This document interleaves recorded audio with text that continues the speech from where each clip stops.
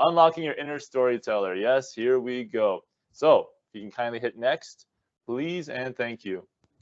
As a starting point, want to always give my congrats and thank you to Orangeville Public Library for putting this together. This is a phenomenal initiative, you know, getting those storytellers in the community to share their story. And again, the congratulations goes to Orangeville Public Library because they recently secured a grant to have their own makerspace, or they call it Creation Lab. It's going to be fun. You can just keep your eyes and ears open in case if you haven't heard, their very own makerspace in the Orangeville Public Library. Tons of amazing stuff to create, and just wanted to again thank you once Orangeville Public Library for that. Next. All right, so how are we going to break this down today? Okay, I don't know about you. To get the maximum benefit of today, sometimes having a pen and paper is handy, or you can type, you know, your own notes online. It's always a great way to have that information. But the breakdown is nice and simple. We're going to go over the things, what to do before you write, then the actual writing process, then what do you do after you write, and break down some Q&A, some burning questions that you might have about this whole process. I don't know about you, but when it comes to writing a book or a novella or a story, there's tons of questions that come. And so there's going to be a lot of things to cover here, but we're going to be in good shape. So let's get this started with before you write. Next slide, please. Now, before I do that, since this is a storytelling session, let me share with you a quick story. Let me take you back 2017. I was studying architecture at Humber College, and it was summertime. Now, during the summer, you could do so many things. You can go to Wonderland, you can go to, you know, your favorite campsite, wherever. But for me, I was a bookworm. Hang out in the library. Why not? You get adventures right at your doorstep, or you just dive into a book. That's what happens. So I went in and noticed that there was this poster, and on that poster was a call for local authors to submit their work. It was in Brampton. So again, I will say that libraries do have a special place in my heart. So they were calling for local authors to publish their work and showcase it. I looked at it, and it was in the summertime. I figured, if not now, then when? I've always read books, but I always imagined how cool would it be if my name was on the shelf, on someone's bookshelf. And so just with a lot of perseverance, fast forward, finally it got through, and here we are today. So it all goes to the whole poster and that call for local author showcase. So having it from a blank piece of paper all the way to published, it's well worth it. So let's go through this journey and how exactly did that happen. So next, please. So real quick question. You can type it in the chat here. What do you notice about this word? The word authority. Anything that strikes you? Something weird about it? You can type in the chat. I'll give you like a couple of seconds to think here. Oh, Diane, what do you see? Author. Oh, look at that. All right, next slide, please. There you go. Right on, Diane. Author. So this is one thing to keep in mind even before you write. When you think of an authority figure, I don't know if you've noticed this, but the word author is built into it. When you have an expert in any field, let's say someone who's an expert in gardening, chances are you would have more credibility and expertise if you were an author, if you've published a book. So that's one thing just to keep in the back of your head. Although we are talking about storytelling and novella writing, maybe if you are looking into the nonfiction world, this is something to keep in mind. To be an authority figure, chances are you got to be an author. Now, next, what else is something that we want to keep in mind here? Now, I don't know about you all, but one of the biggest things that stop folks from writing is because they're waiting for that perfect moment. They're waiting for that perfect word. They're waiting for the perfect, document, waiting for the perfect story. But there was this phrase that I came across that really got me going personally, and hopefully it gets you in that mindset as well, which is done is better than perfect because perfect never gets done. Type in yes in the chat if you agree that perfection could be the thing that stops people from achieving their goals, whether it be writing or anything else. Is that something that you've noticed? All right, totally, right? Absolutely, 100%. Look at for sure, agreed. Okay. So that's the key here. Before you even start putting pen to paper, before you open up that Word document, Google document, if you really want to make that book or story become a reality, before you even write, coming to terms with the fact that it'll never be perfect is something that will keep you going, because done is better than perfect. Take your favorite movie, for instance, and I'm sure you're going to find some scenes that weren't supposed to be there in terms of impromptu moments, or the script. Things happen, you know, there are some cuts, there's some, maybe for instance, again, I'm going to the movie example, in one scene there's a glass of water, and the next scene that water disappears. Does that mean that you just toss the whole movie in the garbage because, oh, and it doesn't work? No, at the end of the day, done is better than perfect because perfect never gets done. I guarantee you as well, take your favorite book, take your favorite author. There's mistakes. Grammar, storytelling, there's a plot hole, there's something wrong. But at the end of the day, done is better than perfect because perfect never gets done. All right, so now here comes the meaty part. We talked a little appetizer. Right before we begin the whole writing process, we want to make sure we're in that right mindset, saying that, you know, authors, authority, talking about making sure that done is better than perfect because perfect never gets done. But let's just say you go all through that. And now you're saying, okay, let's actually sit down and put this together. Let's the whole writing process itself. The way I like to break it down is to 3 simple parts. Number 1 is find your story. Number 2, write the chapters. And then number 3, it's edit, edit, edit. So let's dive into it. Let's go into the next, please, for finding your story.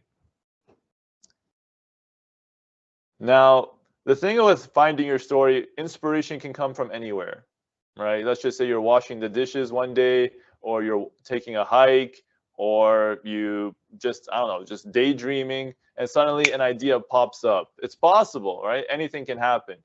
But what if I told you that you could be more strategic about it? That you don't have to wait for those eureka moments. You don't have to wait for that epiphany to happen. And one way you can do that is through a template. And before I get into that template, I want to share with you that everyone has their own unique story.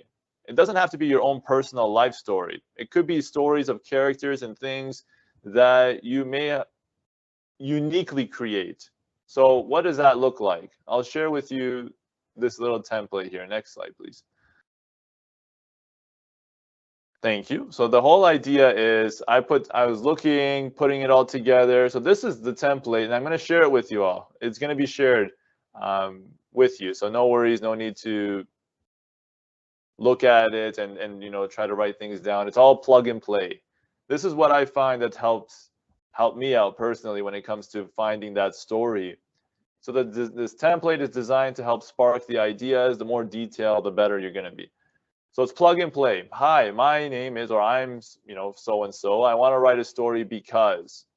The beginning part is always knowing why you want to write a certain story. If you say that I want to write a story because I have nothing better to do, I mean, chances are it's not going to work well, right? It's not going to last long. But if you have a specific reason in mind, there's something that's really deep down inside, that way you'll have a much stronger way. Instead of something pushing you, like you're going to be pulled towards doing it. So usually I read, you know, what are your favorite genres? You can type in the chat. What are some genres of literature, if I may ask, each of you? What are some things that you like? Is it comedy, fiction, adventure, like what would you say? What are some genres of literature? Mystery. Okay, that's a good one.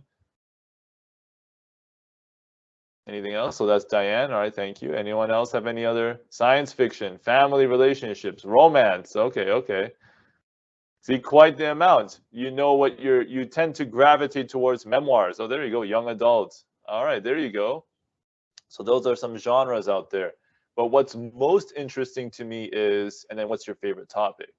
I mean, how do you know what your favorite topic is something that you just can't get enough of. That's how you know what is the most interesting thing. You know, for some folks, it could be, yeah, romance. You just can't get enough of it. That's one thing. Or mysteries, knowing what's around the corner. And then the second part, again, I don't have to go through the whole thing, but just the gist of it is plug and play. I want the story to be, and this is where we tap into the location. This story is set in the real world. It could be made up. Yep, Felicity. Yep, well-researched historical fiction. Good. When I think back to the atmosphere, the second part is the location. When you have a vivid picture of where your story is going in terms of location, that's a good idea to know. Then the third part here is something really interesting, which is conflict. Conflict.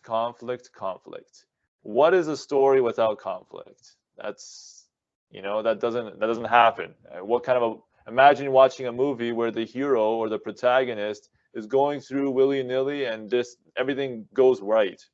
Okay, what kind of a story is that? You need some sort of conflict. So, you can do person versus person, nature, society versus someone else. And then you talk about character traits, tragic flaws. Nobody will see. Remember what was the? Can somebody fill in the blank for me? Done is better than. What's the end of that phrase here that we just talked about? Yes, perfect. Got it. No character is perfect. None of us are perfect. None of us can say that we're angels and that everything is going okay. Like, we have flaws, and that's what characters that we need to have, like, in order to relate to them. And the last part here is you want to think about the reader. Now, here's one thing I've noticed overall when it comes to writing stories. Oftentimes, as an author or as a reader or as a storyteller, we get so sucked into our own world that we tend to forget that we're supposed to entertain audiences. You're not writing it for you. That's a letter to yourself, man. That's journaling. That's therapeutic for you. But if you're writing a story, your goal is to entertain an audience. So you want the reader to take something away. And who are your ideal readers? I mean, if your stories are open to the public, sure, but there are certain people who will pick it up. You got to think about them, right? And so one way you can look at it is the main message I want people to take away from my story is, and in 10 words or less, what would be the main thing? I'm sure everybody can come to their own conclusions, but at the end of the day, having that focus in mind will work. And then you put it all together in that one-liner, and you just plug and play. That's it. And this template will be available for you so that you can, just simply plug and play. Will this be the be-all, end-all? Of course not. But this will help you at least get on the path. That's all the goal is. The goal of this template is to get you from, I don't know what to talk about, I don't know what my story should be about, to at least I got some idea now. Is that helpful so far? Just to check in, can you type in yes or no in the chat? Is this template helpful? Yes. All right, good stuff. Wonderful. Okay, so let's power through it. All right, next slide, please. Now, here comes this. All right, so now we're here. You're finding your story. Great. You plugged and play with the whole template. Now, how do you actually write the chapters? How do you actually do it? So let me share a couple of things with you that has helped me out overall in terms of making the process just a little bit easier. All right, go for it, please. Next slide. Okay. Determine if you need to plan ahead or write as you go. Now, chances are you probably are self-aware to some degree. Some writers need to have that end destination in mind. It's almost like a car ride. You have to know what the end destination is in order to get excited about it. If we all hopped on this trip and said, hey, everybody, we're going to Disneyland, all right, it's exciting, All right, how to get, you know, where we're going to Disneyland. You already know the ending, so you're going to be excited towards it. Other people, they like the thrill of not knowing what's going to come next. That's interesting, no? So like some people would say, I like to just write, and wherever my characters will take me, wherever the story feels right, that it just kind of blossoms from there. So I would say from the get-go, being self-aware. So let me ask in the chat here, do you plan ahead or do you write as you go? What do you knee-jerk reaction? Do you think you need to know where the ending is, or you just kind of freestyle it? What would you say suits you? Okay, planning ahead. All right. Anyone else? All right, freestyle. All right. Stephanie is not sure. Okay, that's cool. Diane, I'm a pantster. I'm a pantster. I'm not sure what that phrase is, but okay. You're a freestyler. Okay. Stephanie's not sure yet. Okay. For me, I find like I'm a mix of both, and I'll tell you how. How do you reconcile the two? When I wrote my chapters, right by the seat of your pants. Okay, gotcha. Okay. You fly by. I heard the phrase "fly by the seat of your pants." Okay, got you. All right, good stuff, Diane. All right. Sometimes people, they just love the thrill of knowing where it is. For me, what I find is this: I need to know where the ending is. Like I need like for example, if my character started off in a truck, okay, in the beginning of a chapter, but somehow I need my character to be in a restaurant. I mean, it's not that okay. Maybe that's not too far fetched. How do you end up from a truck to a restaurant? But the thrill of getting there, you know, how do they get there? That's where you write as you go and figuring out, okay, how can I get my character from this place to this place? So that's what I find that worked well for me. Knowing the end, so at least I know I have some sort of direction. And one last thing to note here is that you don't have to stick with it. Sometimes you might think like I need my character in the restaurant, but then as you're writing it and as you're editing it, you realize, wait a minute, maybe my character shouldn't be in a restaurant now. They might be in a dumpster instead. Okay, there you go. So that's the magic of writing and editing. So determine if you need to plan ahead or write as you go. But it sounds like a number of you already have an idea. So good stuff. Next, please. Look at each chapter as a mini story. All right, this is another thing that is going to be tremendously helpful, I find. When we say to ourselves, okay, we have an arbitrary number. I got to make a 30-chapter book or story. 30 chapters. Oh my goodness. Each part has to be connected to one, and it's a big problem. One thing I found to be really helpful is isolate each chapter and pretend it's like a mini story with a beginning, middle, and end. So instead of looking at each chapter as like a piece of this big pie, look at each chapter as saying, okay, this is going to be my short story, you know, getting from A to Z. And then you string together all those chapters into this one big cohesive story. That's one thing I found to be really useful. So that way it takes the burden and the pressure off and saying, oh, I got to make sure that chapter 3 relates to chapter 10. That's what happens at the end of editing, which we'll get to. But at the end of the day, when you're just writing, look at each chapter as a mini story. Will help work wonders. All right, next, please. All right, writer's block. Okay, can you type in the chat, please, if any of you have ever experienced writer's block? Oh man, this has been something that's on the mind of so many folks. Is there anyone? Oh yes, Shannon. When haven't I experienced? I like how you put it, Felicity. When haven't I experienced it? Anyone else? Anyone else? So Shannon says, "Oh yes," with an exclamation mark. Anyone else has experienced this writer's block? I'm assuming at some point or another there's been a number of folks, but how do you crush it? How do you get through it? The one thing that's worked for me, I find, is moving on. Just move on, just keep going, just move forward. Things don't make sense, just go back to it.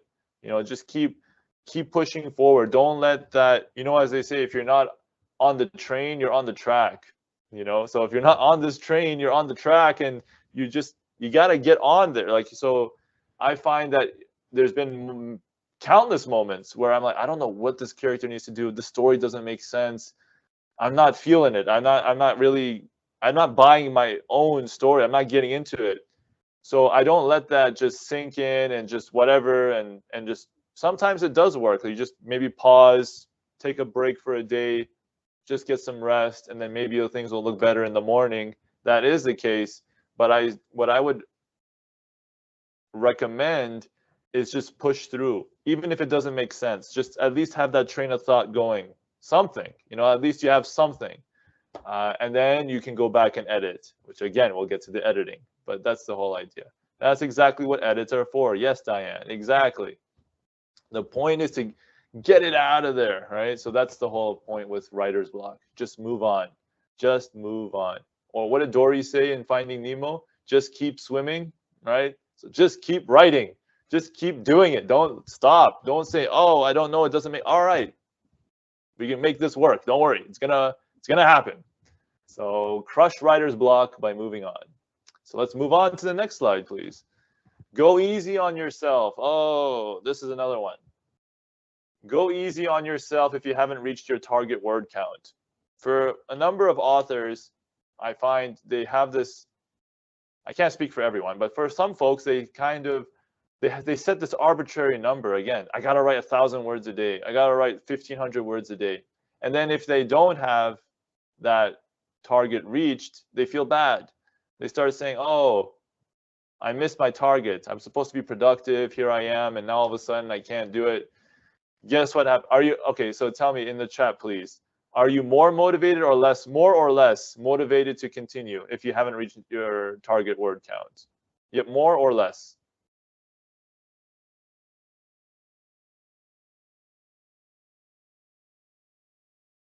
Let's see.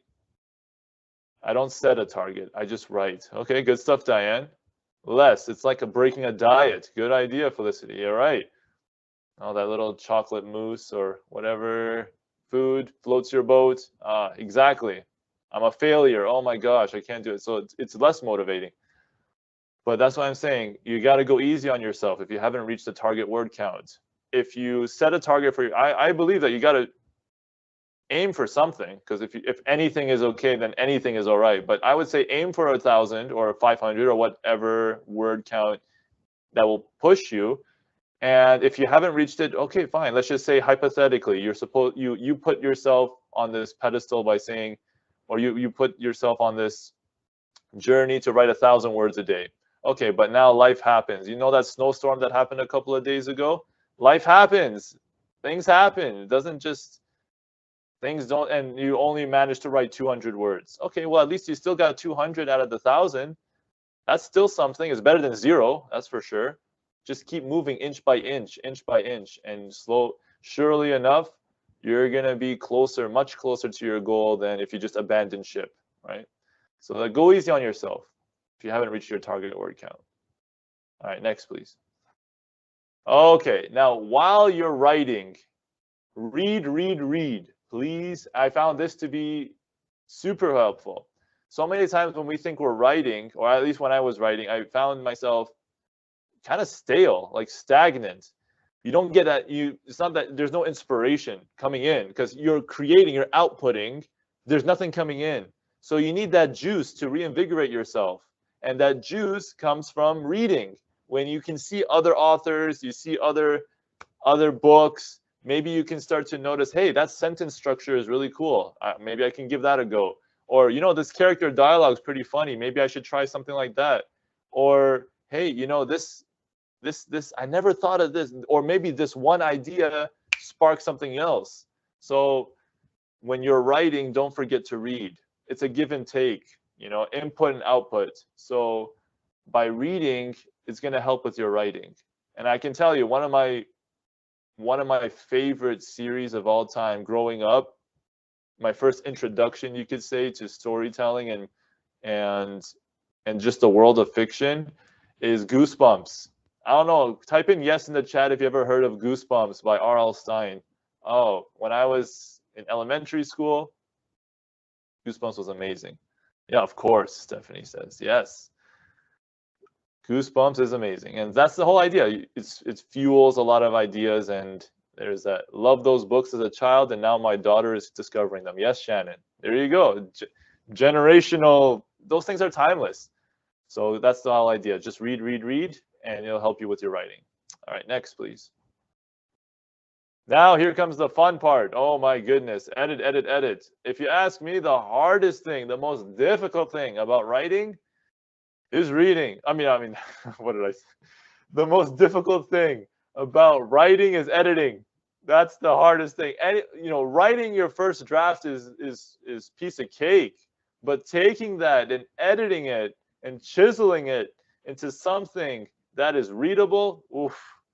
That is it takes a Herculean effort for that. So how do we edit? How do you edit? Next slide, please.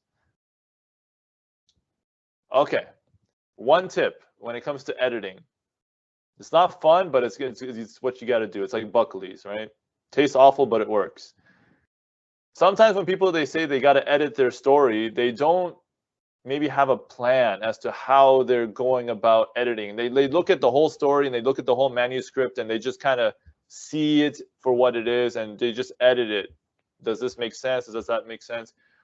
The one way you can look at it strategically is to go through your story but edit it in different layers. Look for different things. So for example, one round could be about grammar. How's your grammar? Overall, just look for grammar. Forget about the characters, forget about descriptions, forget about all that stuff. Just concentrate on the grammar itself. That's one way you can edit it. And then another way you can edit it is through story buildup. Like, how's the story? Does the story make sense? Is it believable? Does the audience get engaged? That's another thing you can look for. Forget about grammar. I don't care. Am I invested in the characters? And another area you can look at is dialogue. Is the dialogue realistic or not? So you're just looking at all these different areas and edit them through layers. So many times I've learned this, like that when you go through it one shot, you miss out so many different things. But if you're more strategic, like, okay, today I'm going to look at just the edit. I'm just going to edit the grammar just to make sure that, so then you're zeroed in and focused in on that. But that's one thing, to really chisel out those details. So review the different layers like grammar, story, dialogue. You're going to be in good shape there. So next slide, please. Okay, get beta readers. So beta readers essentially are your folks that are testing out your book. Now, one thing though, so a couple of things to say about this. One is you can hire someone to be a reader, someone who's a professional that can look at your manuscript and maybe they have a ton of experience with this. That's one thing. Or, if let's just say hiring isn't an option, you can find people you trust. It's also valid. I did both, actually. I looked, closest friends and family, just check out my book. And those folks, they have fresh eyes and ears. Maybe they themselves aren't writers and they're just a casual reader, and they can bring things up to the surface that you wouldn't have otherwise have seen. So there's usefulness in both. For the professionals, one thing. For your friends and families, another. One thing though is, I'm not sure if it's another part here, but the people sometimes have a problem of, I got to keep my ideas. I don't want anyone stealing my ideas. And I used to have this before in the beginning. I used to be very protective, very secretive. I don't want anyone to take my idea. They're afraid that if I share this awesome idea of a pirate, then suddenly this person's going to steal my idea and then make a blockbuster film out of it. And I'm just left in ruins. The fact of the matter is, especially when you're starting out, I mean, the chances, I'm not going to crush anyone's dreams, but the chances are very, very slim. It's like a sports team, right? You have the professional athletes.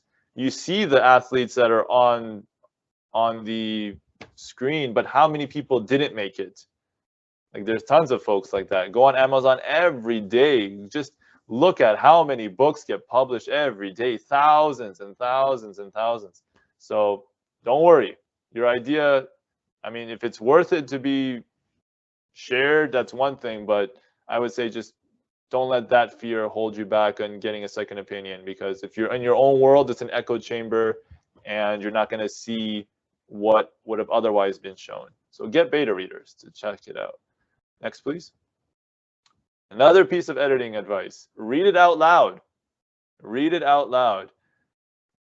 When you have a sentence, you know, typically for readers, you kind of read it in your head, and in your head, it sounds a lot better sometimes than when you write things out. Can anyone type in yes in the chat if you ever had this experience where you write something and you read it in your head, but when you say it out loud, it actually sounds ridiculous? Anyone had that experience before? Type in yes. Yeah, absolutely. You've ever had that moment? Yes, yes, okay. Right? You can go with even text messages, emails, things like that. In your head, you're like, oh, this is so clever. But then you say it out loud, you're like, whoa, wait a minute, this is not what I intended. So reading it out loud, the other thing as well, what it does is it activates your auditory senses, right? When you're only focused on reading, your eyes you're just trained for your eyes. But when you read it out loud, you say certain things, your ears you'll start to pick up on things that maybe there's a sentence that just doesn't make sense. It's a run-on sentence. And so reading it out loud works wonders. It's a quick way to really pick out some sort of moments where it just doesn't sound right. So read it out loud. That's another editing strategy. Next, please. Here's another thing I found really, really cool when it comes to editing. Now, I need to know in the chat here, how many of you prefer typing versus writing, like actual pen to paper? You can put in pen or type. Which one is your preference, real quick? Just so I have an idea. Okay, Diane says prefer pen and paper, a combo, right? Pen. Okay, so this advice is mainly for the typing. So that's cool. But even if it was for the pen, it's different. You can always type it up. Yeah, eventually you're gonna have to, right? If you're going to publish.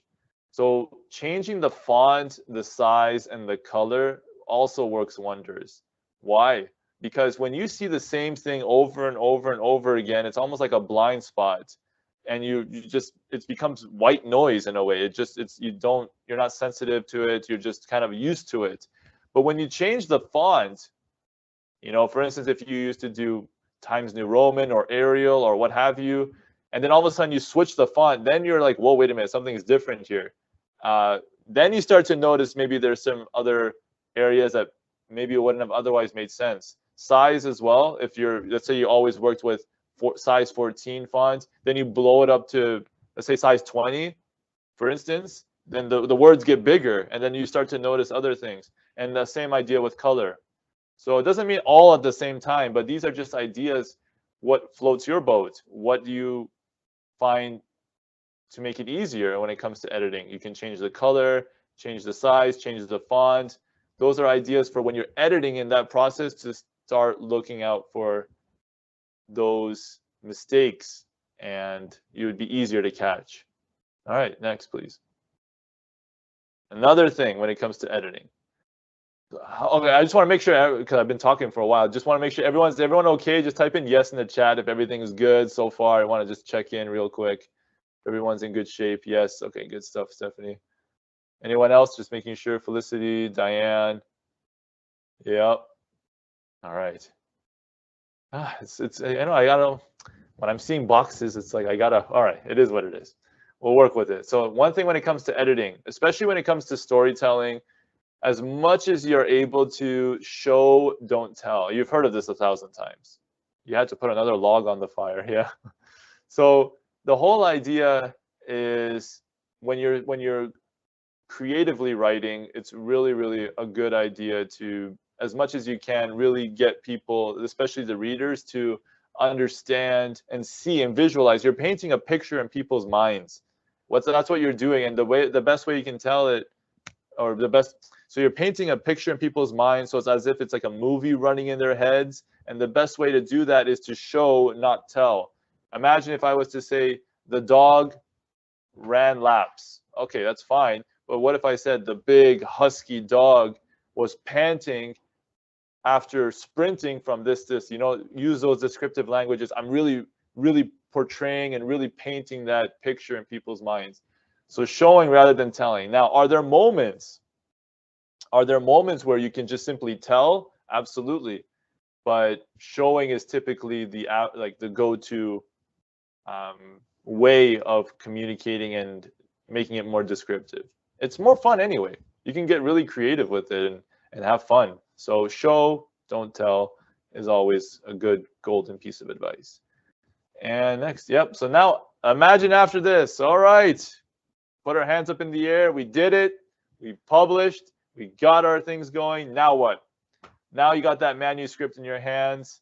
All right, what do I do now? After you finish your writing, what do you got to think about? Number one, the book cover. I got to tell you, I put this at the end because so many people, they think, oh, in order to start a book, I gotta, don't judge a book by its cover. Yeah, okay, yeah. But don't do it at the beginning. Why? Because you don't know your story at the beginning. You don't know what moment or what sort of tone or what sort of atmosphere you want to portray. So when you finished your whole story, that time you have a good indication as to what image do I want represented. And having that book cover is going to really seal the deal.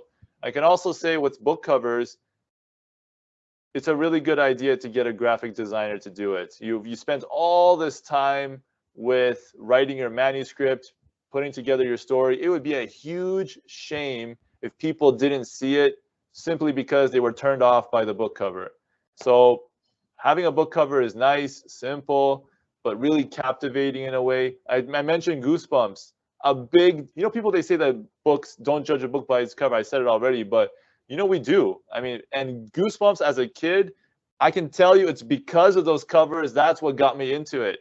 Those covers, I'm talking about the original ones, the ones in the 90s. The recent ones, not my taste. But the ones in the 90s, those were like the real deal. They really got you in. So book covers, I would say, just if you have a friend in graphic design, look around. It's really worth it. The second bit as well, if you're pitching to traditional publishers, they will arrange the cover art. Thank you, Diane. Yeah, exactly. That's another thing too. So self-published or traditional, I mean, I can only speak on self-publishing. That's the route I took. I'm sure that in the Orangeville Public Library, there are resources that can point you to the right direction in terms of traditional. Basically, for those, if you aren't aware of what's the difference, what do you mean by self-published or traditional? Self-published, you just do it yourself, basically. There's no gatekeeping. You have your manuscript, you put it together. I went through Amazon, and that's what I used. So that's the self-publishing route. Like, there's no gatekeepers, there's that. Traditional is you go to a publisher and you pitch them your book. You're like, hey, and each of them has their pros and cons. You just got to look into what's best for you. And last but not least is marketing. Okay, you got the book out. Whew, it's amazing. You did it. But, the work is just now begun. Because what's the point of writing a book if no one's going to read it? It's good to you. You want to celebrate with your family and friends. That's great. But if no one's reading it, then all right, it's there. But the whole goal is to get it out there. A book that's not read, is it a book? So marketing, that's another discussion. But that's just to give you an idea of what it's like. Book cover, self-publishing or traditional, and marketing. That's a whole another thing after you're done with the book writing process. Now, I want to leave you with some parting thoughts here. Next slide, please. Before the parting thoughts, got some helpful resources at your disposal. I don't want to leave you hanging, actually. So just a disclaimer, or just overall, I'm not affiliated with any of these things. I found them to be helpful, so I get nothing out of this. It's just something I wanted to share with you, and that's been helpful in my journey. So I just wanted to share with you in that regard. The first one is Self-Publishing School. This is mainly for nonfiction, but the process can be used for fiction as well. And Self-Publishing School, you have like paid options. Yes, there you go. Thank you, Shannon, for putting in the chat. Self-Publishing School, there's like free resources you start with. That's what I used. That was all that I needed. But there's also paid options where you can, have accountability, unlock more of those things. But Self-Publishing School is like a really more in-depth how-to, and it's just a phenomenal resource. Second one is the Emotion Thesaurus. I know, how I mentioned show, don't tell. So this is a really great resource on that. So the Emotion Thesaurus, it helps you really dive into the emotions of a kid, like really picturing that those characters in moments and being more descriptive. It's really good actually for psychology as well, now that I think of it. Not like as a psychology, but it's really interesting to find out about human behavior. You know, and instead of saying, oh, I'm not using this as that example. I can't say this is from there, but just to give you a taste of something like this, it's like, you know, oh, the character is scared. Instead, you say like the character is like nervously biting their nails. You know, it does things. Yeah, there you go. Thank you, Shannon. The emotion thesaurus. Another resource, Stephen King. How many of you have heard of Stephen King? Type in yes in the chat. Big name in the writing world, no? So Stephen King. Oh yes, oh yes. He has a book called On Writing. Oh, there you go, Diane. You already love that book. There you are. Phenomenal advice. Well, who better, right? So there you go, Felicity as well. You loved it as well. Stephen King, On Writing. You know, there's no greater agony than bearing an untold story. So if there's a story inside of you and you haven't been able to tell it, I can tell you for a fact it's gonna eat away at you.